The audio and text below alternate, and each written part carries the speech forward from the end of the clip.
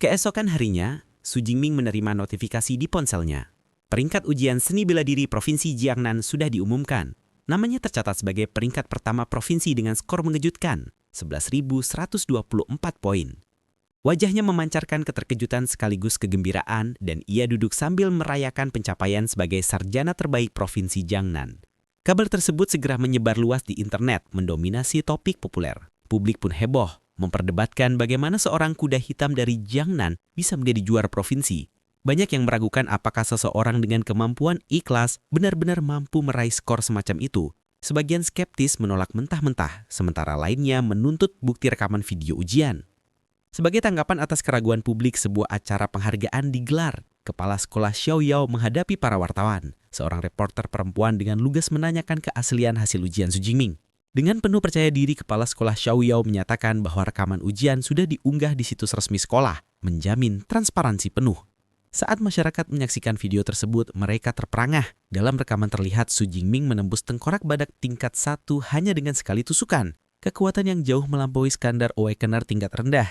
Publik pun semakin kebingungan, mempertanyakan bagaimana hal itu mungkin dilakukan oleh seseorang dengan kemampuan listik sekelas ikhlas. Xiaoyao tersenyum puas, menegaskan bahwa video itu adalah bukti sahih. Ia dengan bangga memuji Su Jingming sebagai siswa pertama dari Jiangnan yang berhasil meraih gelar sarjana terbaik provinsi. Dalam acara itu, kepala sekolah Xiaoyao menyerahkan cek raksasa senilai 1 juta yuan kepada Su Jingming. Ia mengumumkan bahwa hadiah uang tunai tersebut berikut metode pelatihan kekuatan super adalah pemberian langsung dari Dinas Pendidikan Kota. Tak hanya itu, pemerintah kota juga memberikan bonus tambahan serta sebuah villa mewah. Momen tersebut segera menjadi pusat perhatian media. Namun di sisi lain, seorang wanita berwibawa dengan 2 pengawal berdiri di dekat mobil mewah. Ia menilai bahwa meskipun Jiangnan telah merilis rekaman, hal itu tidak sepenuhnya menjamin Su Jingming bersih dari penggunaan obat peningkat kemampuan. Menurutnya, langkah paling penting adalah mengkonfirmasi level kekuatan supernya secara langsung. Kembali ke arena penghargaan, Direktur Xiaoyao bertanya kepada guru Chen Fan, mengapa Su Jingming, sang tokoh utama acara, belum juga hadir. Chen Fan hanya bersenyum dan menjelaskan bahwa barusan ia berbicara dengan Su Jingming yang mengatakan dirinya masih berlatih di pusat bela diri. Mendengar itu, sang direktur terbahak, menganggap luar biasa bahwa seorang sarjana terbaik masih tekun berlatih bahkan setelah ujian usai. Adegan pun bergeser ke ruang pertemuan lain, di mana kepala sekolah Xiaoyao tampak gugup saat menyajikan teh kepada 3 figur berpengaruh. Ia memanggil mereka dengan sebutan guru, dan saat salah satunya menolak tes secara tak acuh, keringat dingin menetes di pelipisnya. Aura kuat yang mereka pancarkan membuat jantungnya berdebar hebat. 3 sosok tersebut adalah perekrut dari universitas superpower ternama di negeri itu. Ketegangan makin terasa karena tekanan spiritual mereka seakan siap saling bertabrakan. Akhirnya, suasana pecah oleh suara seorang wanita berambut pendek berwarna abu-abu keunguan, Zhang Jiaoye, Direktur Penerimaan Universitas Superpower Modu. Dengan nada menggoda, ia bertanya kepada rival-rivalnya siapa target mereka. Seorang wanita bergaun biru muda, Su Yun, dari Universitas Superpower Qingjing, menjawab dengan penuh percaya diri. Ia menegaskan bahwa selama hasil Su Jingming asli, maka Qingjing akan merekrutnya. Sementara itu, seorang pria berambut hitam panjang, Wu Yuan dari Universitas Superpower Jin City, mencibir pernyataan tersebut. Ia menegaskan bahwa Jin City tidak akan tinggal diam dan pasti akan merekrut Su Jingming. Cahaya energi berkilat di udara, ketegangan memuncak. Zhang Jiaoye dalam hati menyadari bahwa perekrutan sarjana terbaik selalu membawa persaingan sengit. Tepat saat suasana memanas, pintu ruang rapat terbuka. Su Jingming masuk dengan tombak di bahunya. Ia menyapa ketiga tokoh itu dengan tenang, menyebut mereka guru. Kehadirannya yang tiba-tiba mengejutkan para perekrut. Zhang Jiaoye memperhatikannya penuh minat. Ia melihat bahwa Su Jingming masih memegang senjatanya, tanda bahwa ia tidak pernah lengah dari latihan. Lebih penting lagi, ia kagum bahwa pemuda itu sama sekali tidak terpengaruh oleh tekanan spiritual dari 3 superhuman tingkat tinggi. Kepala sekolah Xiaoyao lalu memperkenalkan mereka secara resmi. Direktur Zhang Jiaoye dari Universitas Modu, Direktur Su Yun dari Universitas Qingjing, dan Menteri Wu Yuan dari Universitas Jin City. Zhang Jiaoye menjadi yang pertama berbicara. Ia memuji teknik bertarung Su Jingming yang menakjubkan dalam video ujian. Namun ia segera menyinggung hal utama, mengapa kekuatan super Su Jingming tidak lagi terlihat sebagai listrik lemah kelas E, dan meminta penjelasan darinya. Su Jingming dengan tenang menjelaskan bahwa sebelum ujian, saat berlatih di rumah, ia sempat tersambar petir alami. Sejak saat itu, kekuatan supernya menjadi jauh lebih kuat. Wu Yuan dan Su Yun segera menyimpulkan bahwa hal tersebut terdengar seperti mutasi kekuatan super. Zhang Jiaoye kemudian menyarankan bahwa kemungkinan besar Xu Jingming sendiri belum mengetahui tingkat sejati dari kekuatan supernya yang telah bermutasi.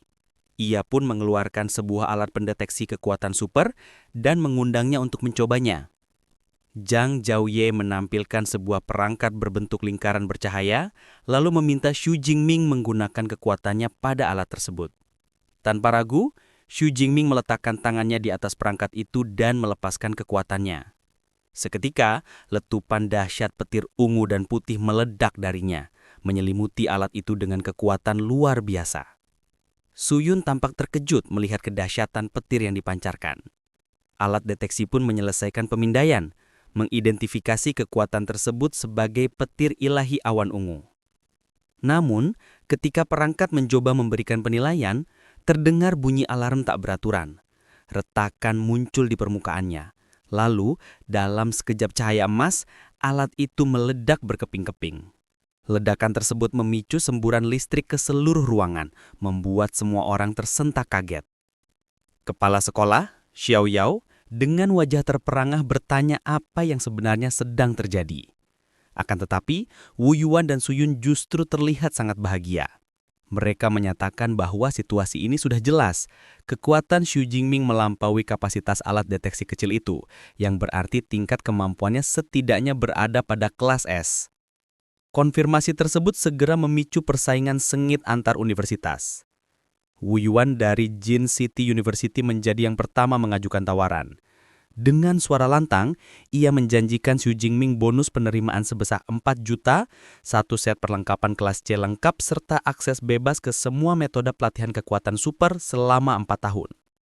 Suyun dari Qingjing University mengejek tawaran itu. Dengan senyum menawan, ia beralih kepada Xu Jingming dan mengajukan proposalnya sendiri. Bonus penerimaan 5 juta, ditambah akses gratis selama 4 tahun penuh ke semua metode pelatihan dan teknik tempur kelas S milik universitasnya. Xu Jingming sempat tertegun mendengar tawaran yang begitu besar. Akhirnya giliran Zhang Xiaoyi dari Modu Superpower University untuk melangkah. Ia dengan tenang menyatakan bahwa Modu tidak memberikan bonus uang maupun perlengkapan. Namun, mereka bisa menyamai tawaran universitas lain dalam hal metode kultivasi. Kemudian ia mengungkapkan kartu trufnya. Modu akan menyediakan sumber daya kultivasi kelas S setiap tahun. Pernyataan itu membuat Wu Yuan dan Suyun benar-benar terkejut. Xu Jingming yang masih awam dengan istilah tersebut bertanya apa yang dimaksud dengan sumber daya kultivasi kelas S. Zhang Xiaoyi menjelaskan, menanyakan apakah ia pernah mendengar tentang binatang buas jenis naga. Ia menjelaskan bahwa mereka adalah makhluk dengan kekuatan bawaan yang lahir di tingkat 4 atau 5, jauh melampaui binatang buas lainnya. Kemudian ia mengungkapkan fakta mengejutkan. Sumber daya kelas S termasuk darah jantung naga dewasa tingkat 8. Siapapun yang meminum darah naga itu, tubuhnya akan mengalami peningkatan luar biasa hingga kekuatan fisiknya dapat menyaingi binatang buas jenis naga itu sendiri. Zhang Xiaoyi menekankan bahwa setiap sumber daya kelas S berada di level yang sama tingginya. Kedua perekrut lain terdiam tak mampu berkata-kata. Bahkan Suyun mengakui bahwa tawaran itu begitu menggoda, seraya mengomentari bahwa kekayaan Modu benar-benar menakjubkan. Wu Yuan yang kebingungan menambahkan bahwa sumber daya kelas S biasanya hanya diberikan kepada mahasiswa terbaik dan menawarkannya kepada seorang mahasiswa baru adalah hal yang belum pernah terjadi sebelumnya. Menyadari mereka tidak bisa lagi bersaing, Wu Yuan dan Suyun hanya bisa mundur. Ketiga orang itu menoleh kepada Xu Jingming. Baiklah, Xu Jingming, dari antara universitas kami, mana yang kau pilih? Dengan senyum penuh keyakinan, Xu Jingming menjawab mantap. Aku memilih Modu Superpower University. Ia kemudian membungkuk hormat. Terima kasih atas kebaikan Anda berdua. Su dan U tetap tersenyum meskipun sorot mata mereka memendam sedikit kesedihan. Mereka menjawab dengan tenang. Tidak apa-apa. Pada saat itu, Zhang Zhouye mengeluarkan sebuah kartu dari cincin penyimpanannya. Pada permukaan kartu itu tertera lambang harimau putih yang berkilau gagah. Ia menyerahkannya kepada Xu Jingming sambil berkata, Xu Jingming, kami menantikan kedatanganmu. Tanggal resmi pendaftaran mahasiswa baru adalah 1 September. Namun sebagai siswa yang direkrut secara khusus, kau boleh mendaftar lebih awal. Kami juga telah menyiapkan akomodasi untukmu. Xu Jingming menerima kartu tersebut dengan senyum cerah. Bolehkah aku mengakses manual pelatihan kebangkitan dan teknik tempur di perpustakaan sebelum waktu pendaftaran resmi? Zhang Zouyi mengangguk tanpa ragu sedikit pun. Tidak masalah. Perpustakaan kami dapat menyediakan sebuah ruang belajar pribadi untukmu, sepenuhnya terbebas dari gangguan. Ia kemudian menyerahkan sebuah kartu tambahan kepada Xu Jingming. Ini adalah informasi kontakku. Hubungi aku begitu kau tiba di Modus City. Xu Jingming menerima kartu itu dengan hati yang berdebar penuh semangat. Modus Superpower University, aku tidak sabar untuk segera mendaftar. Adegan berganti ke stasiun kereta. Xu Jingming berdiri dengan koper di sampingnya, ditemani oleh adik perempuannya, bibinya, dan pamannya. Dari pengeras suara terdengar pengumuman. Kereta menuju Modus City akan segera diberangkatkan. Xu Jingming menoleh pada keluarganya. Sampai jumpa semuanya. Bibinya dengan mata yang berkaca-kaca berbisik lirih. Anakku akhirnya sudah berdewasa. Pamannya merangkul bahu istrinya dengan lembut, lalu menambahkan, kali ini Xu Jingming pasti akan terbang setinggi langit. Keduanya kemudian menoleh ke arah putri mereka. Pamannya berkata, Tiang, sebentar lagi waktunya kau mengisi formulir pendaftaran universitas, bukan? Karena Xu Jingming akan belajar di Modus Superpower University, kau sebaiknya memilih universitas di kota yang sama. Dengan begitu, kalian bisa saling menjaga di masa depan. Bibinya langsung mengangguk setuju. Ayahmu benar, itu akan jauh lebih baik. Tiang menunduk gugup.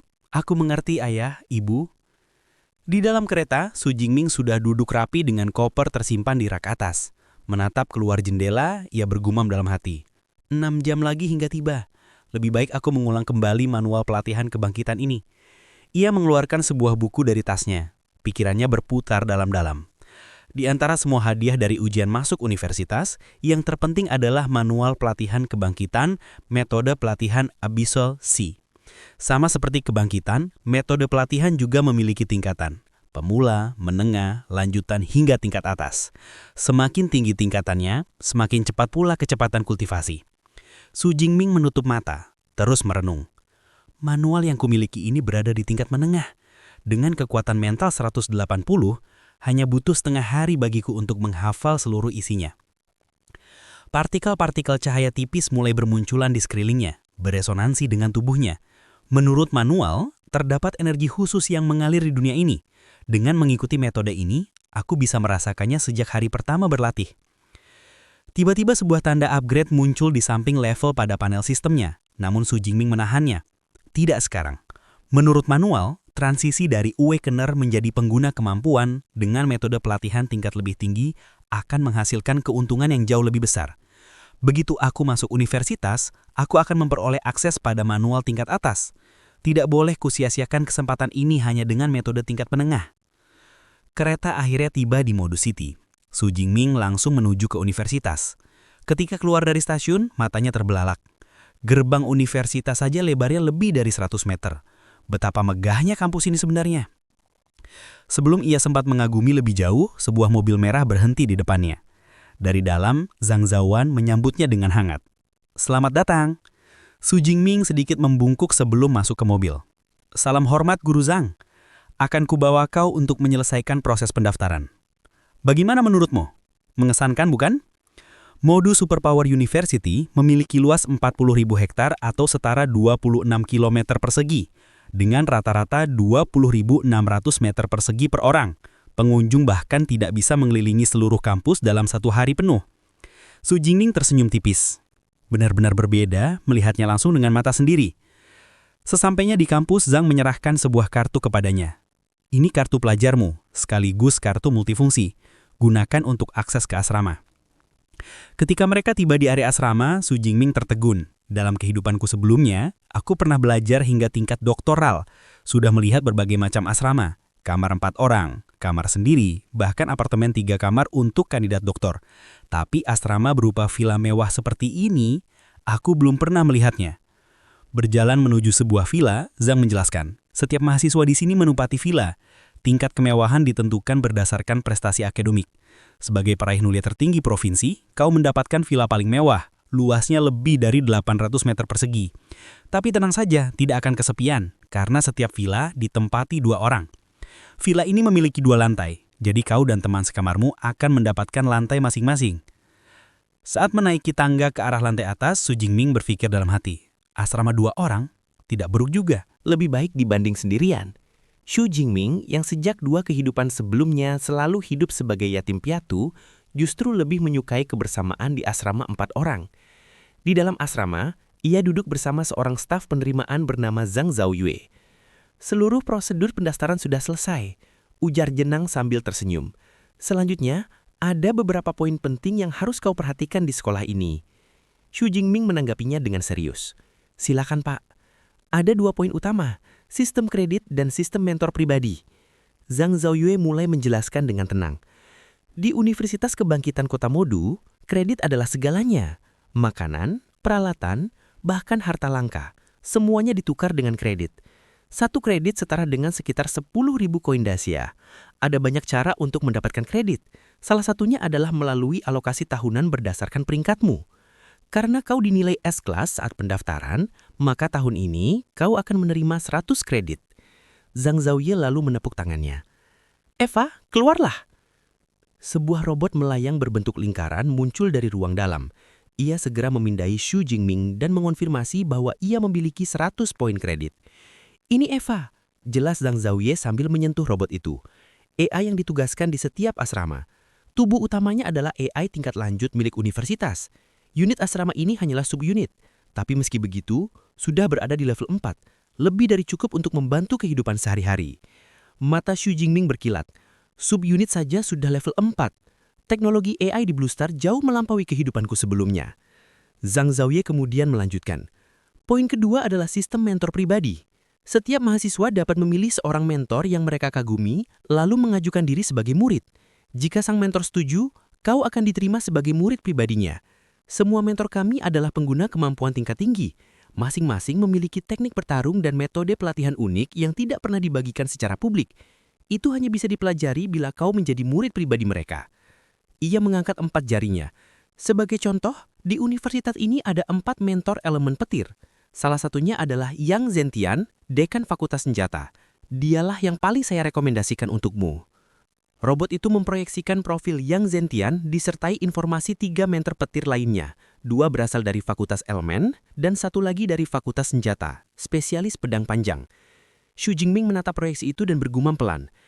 Elemen petir dan ahli tombak. Dekan Yang memang pilihan terbaik bagiku. Adegan berganti ke sebuah villa mewah. Xu Jingming berdiri di depan gerbang besar, terkesan melihat betapa kediaman para mentor jauh lebih megah daripada asrama mahasiswa. Dari belakang sebuah suara memanggil, "Kau datang untuk mencari bimbingan?" Xu Jingming menoleh. Seorang pemuda menatapnya dari atas ke bawah. "Tunggu, kau masih seorang awakener? Perekrutan khusus?" Xu Jingming menjawab dengan tenang. "Benar." Pemuda itu menyiringi.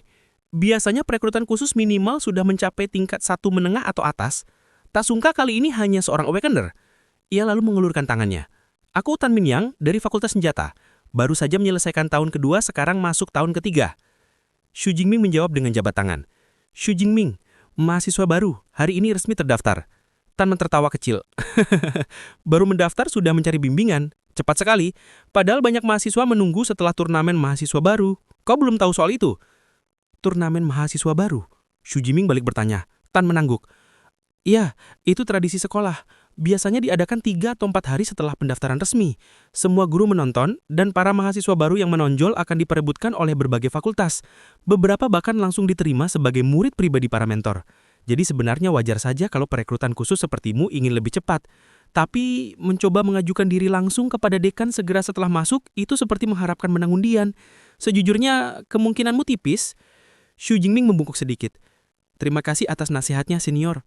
Apakah kau juga datang untuk mengajukan diri di bawah bimbingan guru Yang?" Tan menghela napas panjang. "Iya, aku sudah datang berkali-kali setengah tahun yang lalu, tapi selalu ditolak. Aku hampir menyerah. Tapi entah kenapa aku masih belum bisa melupakannya." Sebelum sempat melanjutkan, pintu villa terbuka. Seorang pelayan keluar dengan sikap ramah. "Selamat datang, guru Yang sudah menunggu di dalam. Silakan ikuti saya." Tan terperangah. Aneh sekali, biasanya pelayan tidak seramah ini, apalagi guru Yang benar-benar menunggu di dalam. Jangan-jangan ini giliranku. Keduanya macuk bersama. Di aula megah, Yang Zentian duduk di kursi utama. Aura kekuatannya begitu kuat hingga menekan udara sekitar. Di sampingnya berdiri seorang pria dengan penuh hormat. Begitu melihatnya, Xu Jingming langsung merasakan tekanan luar biasa. Betapa dahsyatnya. Tak salah lagi ini adalah Yang Zentian, dekan Fakultas Senjata, pengguna kemampuan tingkat 7 atas, dijuluki cambuk letir. Tatapan Yang Zentian tajam menembus Xu Jingming. Jadi kau Xu Jingming. Direktur Zhang sudah menyebutkan tentangmu. Ikut aku. Aku akan membawamu ke tempat latihan.